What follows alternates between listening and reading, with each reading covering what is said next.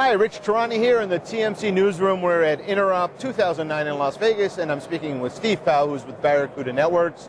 Steve, how are you? I'm doing great, Rich. How about you? I'm doing fantastic. Awesome. Tell me a little bit about your company, please. Sure. Barracuda Networks is the worldwide volume leader in email and web security appliances. In addition, though, to content security, we've also extended our product lines in networking and storage as well.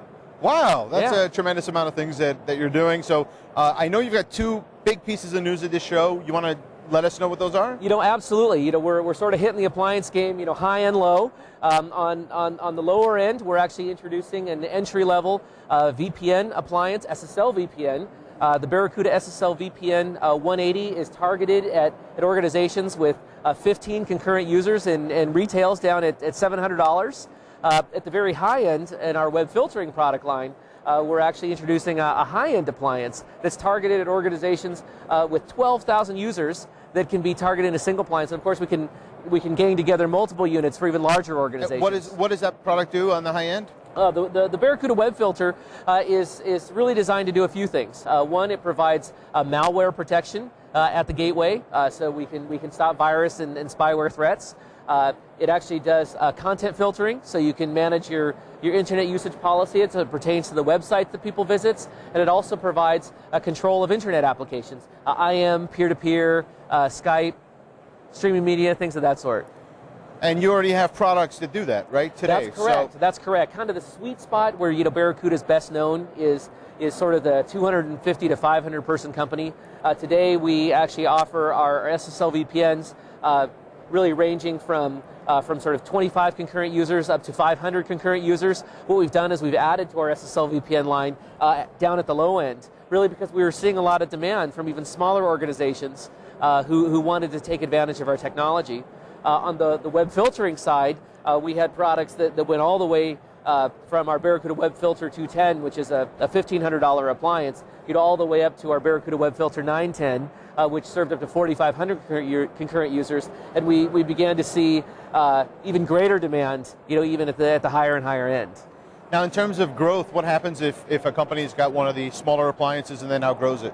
Well, I mean, certainly, one of the things that you can do is replace it with a larger appliance. We have some very friendly trade-in programs. But the other thing that you can do is you can also cluster the units and allow you to serve more traffic with multiple units. And so there's some redundancy there as well, right?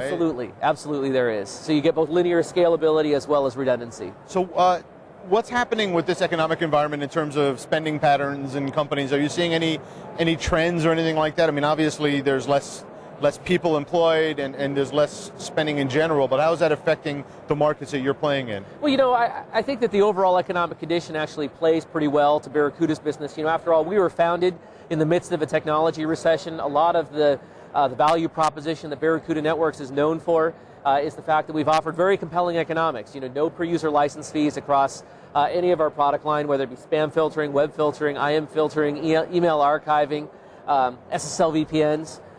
And so we've always been at a place where the economics of a Barracuda solution were on the order of a third to a fifth that of our competitors. And so one of the things that we're certainly seeing in these economic times is a reevaluation of some of the per-user license fees that are going on. What used to be the annual budget review is happening every time you get an invoice. And so when you get that invoice for the email security license at $10 per user per year, you're thinking, hey, is there a better way to do this? And it plays right into what our value propositions have always been.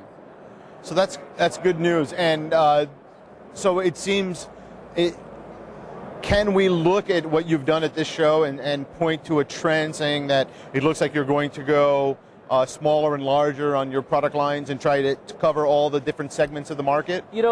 We've largely done that in our spam filtering business. So the Barracuda Spam and Virus Firewalls have product lines that extend all the way from the Barracuda Spam and Virus Firewall 100, which is a $700 appliance, all the way to the Barracuda Spam and Virus Firewall 1000, which is for 100,000 users in an organization. And I think that what you're going to see increasingly as our market reach continues to extend is that same breadth of our product offering that we've had on the spam filtering side, we're taking to our other product lines. That's great. And are there any things that you're able to talk about in the future that the viewers may be interested in knowing about?